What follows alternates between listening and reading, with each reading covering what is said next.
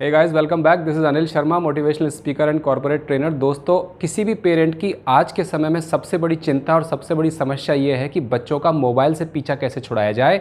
और बच्चों का स्पेशली वो बच्चे जो 13 साल से 19 साल तक की एज ग्रुप में हैं, यानी कि एडोलेसेंट, प्री एडोलेसेंस या पोस्ट एडोलेसेंस एज में हैं, और मोबाइल का एडिक्शन इतना ज़्यादा गहरा हो गया है, इतना ज़्यादा उनके सिर पर चढ़ गया है कि बच्चों से मोबाइल छुड़ाना मुश्किल है। आज के समय में मुझे लगता है कि कमोबेश हर पेरेंट की, हर जो अभिभावक है उसकी ये समस्या है। तो आज इस वीडियो के माध्यम से मैं आपको बताऊंगा ऐसी 5 टेक्निक्स, ऐसी 5 स्ट्रेटजी बहुत ही एक्सटेंसिवली यूज़ की गई हैं काउंसलिंग में, और टाइम टेस्टेड 5 ऐसी टेक्निक्स हैं जिनको कि एज ए पेरेंट आप फॉलो करते हैं, जिनके ऊपर यदि आप अमल करते हैं तो डेफिनेटली आप बच्चों की मोबाइल की आदत को पूरी तरह से छुड़ा तो नहीं पाएंगे। ये बहुत मुश्किल है क्योंकि मोबाइल इतना नेसेसरी हो गया है एजुकेशन में, कम्युनिकेशन में। बच्चे बाहर भी जाते हैं, ट्यूशन पढ़ने जाते हैं, कई बार स्कूल्स में भी लेके जाते हैं, तो बिल्कुल तो आप बंद नहीं कर सकते, दिस इज़ ऑलमोस्ट इम्पॉसिबल, लेकिन बहुत हद तक आप उस आदत को कम कर सकते हैं। तो इसमें सबसे पहली इम्पॉर्टेंट जो एडवाइस मैं आपको देना चाहूँगा वो यह है कि डिक्टेट मत करिए, म्यूचुअली डिसाइड करिए। देखिए, पेरेंट्स सबसे बड़ी गलती जो करते हैं वो ये करते हैं कि वो बच्चों को डूज़ एंड डोंट्स में बात करते हैं कि ये करो, ये मत करो, ऐसा मत करो। तो इस एडोलेसेंट एज के जो बच्चे होते हैं उनको आपको डिक्टेट नहीं करना है। और स्पेशली किसी विद्वान ने कहा है कि जब बच्चे 16 साल से बड़ा हो जाए तो आपको एज एन अथॉरिटी उसके साथ बात नहीं करनी है, आपको एज ए फ्रेंड आपको कोशिश करनी है कि उनका ट्रस्ट विन करना है। तो सबसे पहली इंपॉर्टेंट एडवाइस मैं आपको दूंगा कि उनको डिक्टेट मत करिए। ये मोबाइल यूज़ मत करो, तुम 1 घंटे से मोबाइल पर गेम खेल रहे हो, ऐसा मत करो। इस तरह से डिक्टेट करने से क्या होगा कि बच्चों में एक रिवॉल्ट जैसी भावना पैदा होगी, वो और एग्रेसिव बनेंगे और कई बार और ज़्यादा उसको यूज़ करेंगे। तो आप उनको म्यूचुअली डिसाइड करिए, दोनों बैठकर, पेरेंट और बच्चे दोनों आपस में ये डिसाइड करें कि भाई ये तुम्हारा पढ़ने का टाइम है, इस समय से इस समय तक तुम मोबाइल पे ये गेम खेलोगे, और किस तरह का कंटेंट देखोगे वो भी बड़ा इंपॉर्टेंट है।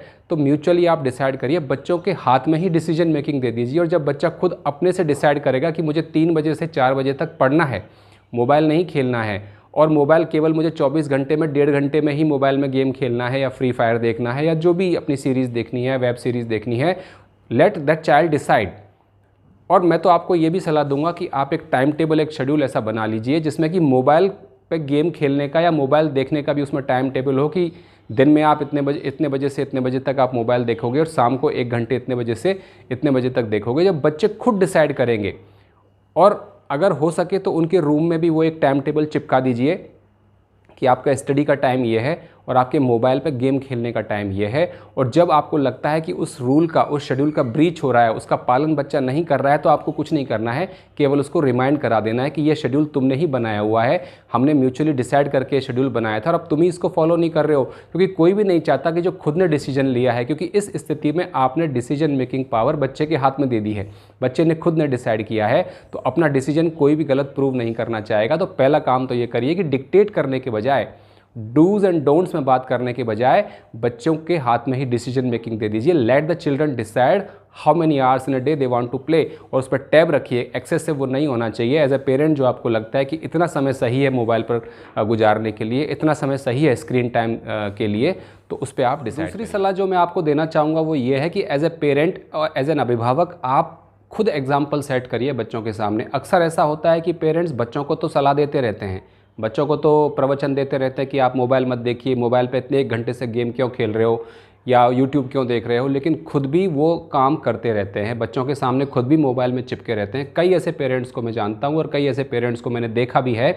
जो सलाह तो देते फिरते हैं अपने बच्चों को, लेकिन उस सलाह पे खुद अमल नहीं करते। तो एज ए पेरेंट आपकी बहुत बड़ी जिम्मेदारी होती है कि जो भी क्वालिटीज़, जो भी बिहेवियर आप अपने बच्चों में देखना चाहते हैं, सबसे पहले वो क्वालिटी, वो बिहेवियर खुद डिस्प्ले करिए।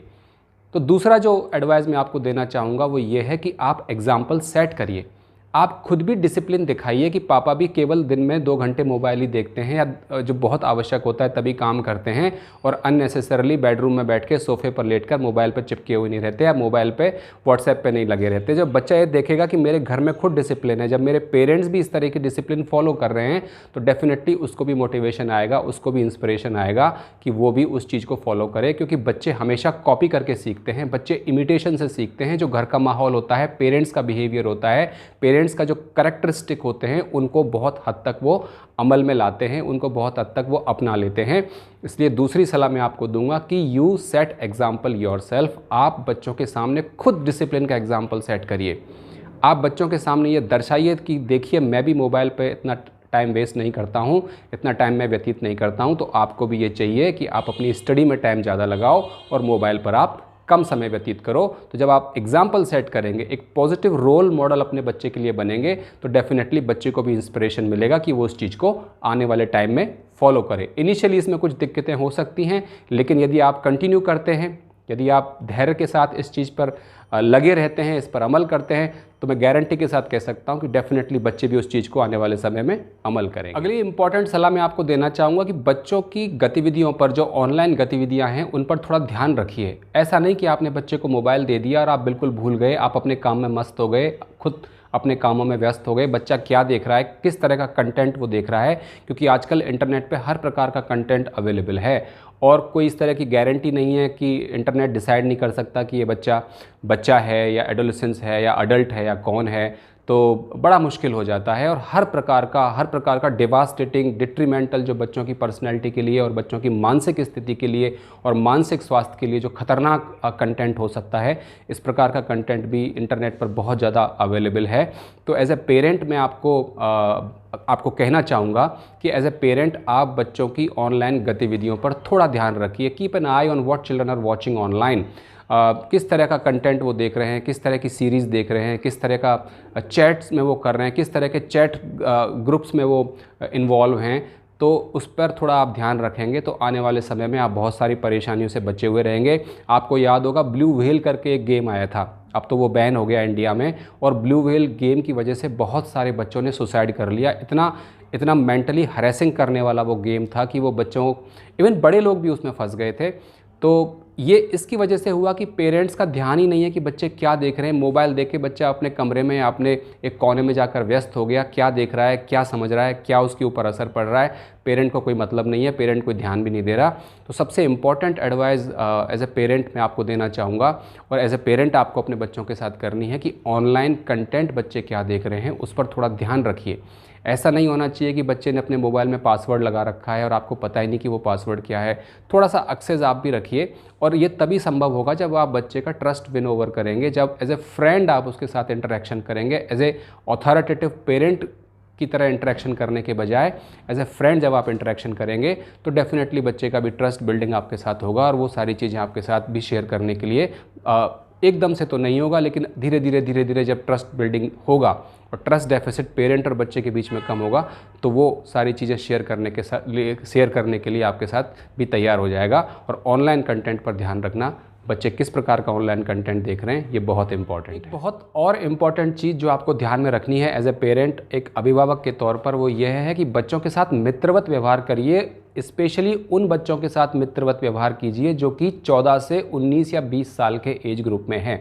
देखिए, ये 14 से 20 साल की जो एज होती है इसको टर्बुलेंट स्टेज ऑफ लाइफ कहते हैं काउंसलिंग की भाषा में, या जो मनोविद होते हैं उसको टर्बुलेंट स्टेज कहते हैं, क्योंकि ये स्थिति ऐसी होती है कि बच्चा ना तो बच्चा रहता है ना अडल्ट होता है। जब वो बच्चों जैसी हरकत करता है तो पेरेंट उसको कहते हैं तुम इतने बड़े हो गए अभी भी बच्चों जैसे काम कर रहे हो, और जब वो बड़ों जैसी हरकत करने की कोशिश करता है, बड़ों जैसी एक्टिविटी करने की कोशिश करता है, तो कहता है अभी तुम बड़े नहीं हो, अभी तुम बच्चे हो।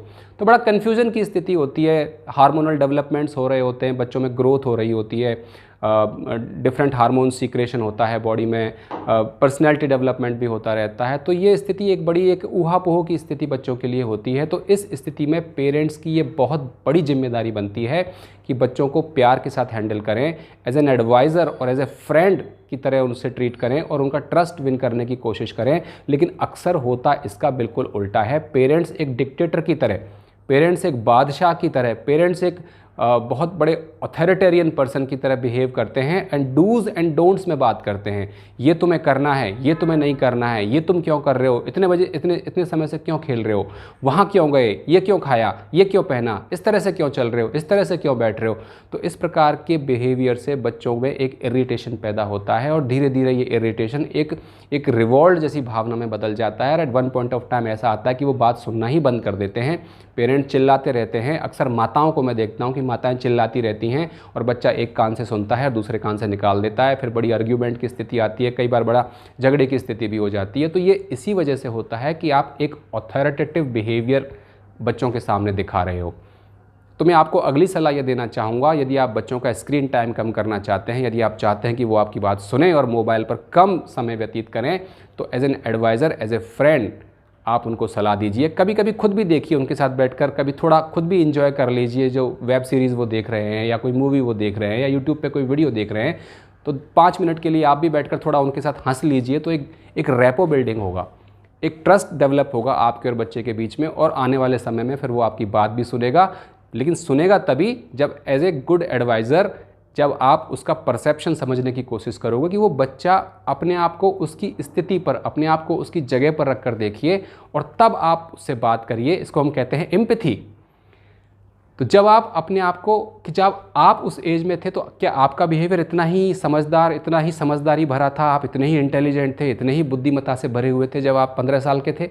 गो back to your childhood days, तब आप थोड़ा सा समझ पाएंगे, तब थोड़ा सा आप बच्चे की स्थिति को आप अप्रिशिएट करेंगे, और तब जो आप बिहेवियर करेंगे, जब जो व्यवहार उसके साथ दर्शाएंगे, वो बिल्कुल अलग होगा और वो पॉजिटिविटी से भरा हुआ होगा और बच्चे के साथ रैपो बिल्डिंग की तरफ अग्रसर होगा, ना कि ऑथोरिटेटिव तरीके से उसको कंट्रोल करने की। आखिरी सलाह जो मैं आपको देना चाहूँगा वो यह है कि हमेशा कोशिश करिए कि बच्चे आपके साथ चीज़ें शेयर करें। अनफॉर्चुनेटली ऐसा होता है कि बच्चे अपनी इमोशंस को, अपनी फीलिंग्स को, अपने ओपिनियंस को पेरेंट्स के साथ शेयर नहीं करते, या तो वो किसी बाहर वाले के साथ शेयर करते हैं या कई बार दोस्तों के साथ शेयर करते हैं। और ये लाजमी भी है, दोस्त हम उम्र है तो उसके साथ शेयर करते हैं, लेकिन एज ए पेरेंट आपको कोशिश करनी चाहिए कि आप अपने बच्चे का भरोसा जीतें। एज ए पेरेंट आपको ये प्रयास करना चाहिए कि आप बच्चे के साथ एक ऐसा रैपो बिल्डिंग करें, बच्चे का जो तालमेल है आपके साथ ऐसा हो कि वो आपके साथ शेयर करे। और ये होना भी चाहिए क्योंकि बच्चा अधिकतर समय आपके साथ घर में गुजार रहा है, लेकिन आपके पास समय ही नहीं है कि उस बच्चे के साथ बैठकर क्वालिटी टाइम उस बच्चे के साथ बिताएं। स्कूल में आज क्या हुआ, टीचर ने आज क्या पढ़ाया और क्या चीज़ें हुई, उनको सुनें। और धीरे धीरे जब आप काम करने लगेंगे तो बच्चे का एक ट्रस्ट बिल्डिंग आपके साथ होगा। इसलिए बच्चे का ट्रस्ट जीतना बहुत ज़रूरी है, और उससे भी ज़रूरी ज़्यादा ये है कि बच्चा आपके साथ अपनी फीलिंग्स को शेयर करे, अपनी ओपिनियंस को शेयर करे, इमोशंस को शेयर करे। और ये तभी संभव होगा जब आप उसके साथ मित्रवत व्यवहार करेंगे, और जब आप उसको लगेगा कि जो मैं बात पापा से या मम्मी से कह रहा हूँ वो उसको सुनते हैं, समझते हैं और अंडरस्टैंड करते हैं। और वो बहुत बहुत इंपॉर्टेंट चीज़ है बच्चे के साथ रैपो बिल्डिंग करने में और ट्रस्ट डेवलप करने में। तो कोशिश करिए, इनिशियली ये मुश्किल होगा, आपको प्रयास करना पड़ेगा, लेकिन हम चीज़ें तुरंत चाहते हैं, हमको शॉर्टकट चाहिए, हमको चुटकी बजाते ही समाधान चाहिए। लेकिन इस प्रकार की इंटरपर्सनल जो समस्याएं होती हैं या बिहेवियरल जो प्रॉब्लम्स होती हैं, जो पर्सनैलिटी रिलेटेड जो प्रॉब्लम्स होती हैं, उनका समाधान चुटकी बजाते ही नहीं होता, लगातार धैर्य के साथ उन पर काम करना पड़ता है। तो यदि आप धैर्य के साथ लगातार बच्चों के साथ काम करेंगे, रैपो बिल्डिंग करेंगे, उनका विश्वास जीतने की कोशिश करेंगे, तो डेफिनेटली एक दिन आप उनका विश्वास जीत पाएंगे। और वो दिन ऐसा दिन होगा जब बच्चे सारी बातें आपके साथ शेयर करेंगे। फ्रेंड के साथ तो करेंगे ही, लेकिन घर पे आने के बाद सबसे पहले आपके साथ शेयर करेंगे कि मम्मी आज स्कूल में ये हुआ, आज टीचर ने ये कहा, आज उस बच्चे ने मेरे को सताया, ये बहुत सारी चीज़ें। तो जब बच्चे आपके साथ बातें शेयर करने लग जाएं तो आप मानिए कि आप बिल्कुल सही राह पर चल रहे हैं और बच्चे के साथ आपको रैपो बिल्डिंग हो गया है। दोस्तों, ये 4-5 चीज़ें मुझे लगा कि बहुत ही इंपॉर्टेंट थी, क्योंकि आज की ये समस्या बड़ी ही ज्वलंत समस्या है। लगभग हर पेरेंट इसके साथ जूझ रहा है, और टेक्नोलॉजी का इतना एक तरह से एक्सप्लोजन हो गया है कि रोज़ रोज़ नई टेक्नोलॉजी आ रही है और बच्चे मोबाइल के साथ they are glued on mobile screens. उससे उनका स्वास्थ्य पर फ़र्क पड़ रहा है, उनकी मानसिक स्थिति पर फ़र्क पड़ रहा है, वो चिड़चिड़े हो रहे हैं, इरिटेबल हो रहे हैं। तो ऐसी परिस्थिति में इन सारी चीज़ों को हम रोक तो सकते नहीं, इस धारा को जो दिशा में जो समाज जा रहा है उसको रोक तो सकते नहीं, लेकिन हम एज ए पेरेंट एक काम कर सकते हैं कि हम अवेयर हो सकते हैं और हमारी अप्रोच में थोड़ा बदलाव करके हम अपने बच्चों को एक बेहतर दिशा में ले जाने की कोशिश कर सकते हैं। वीडियो देखने के लिए आप सभी का बहुत बहुत धन्यवाद।